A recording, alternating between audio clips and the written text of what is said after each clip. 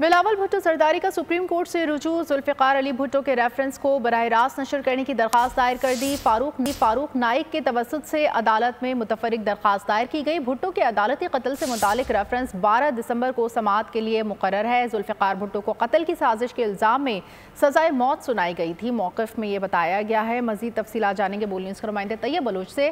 جی طیب بلوچ، بتائیے گا۔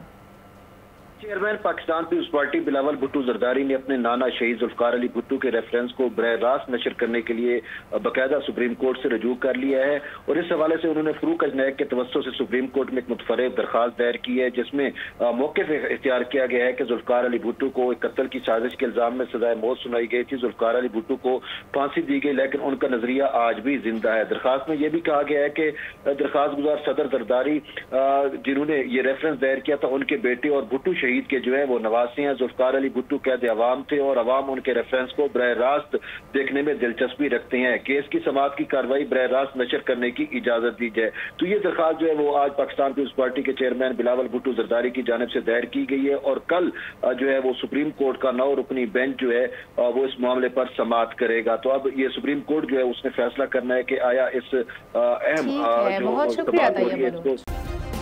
سبسکرائب کریں اور بیل دبائیں تاکہ کوئی خبر رہ نہ جائے۔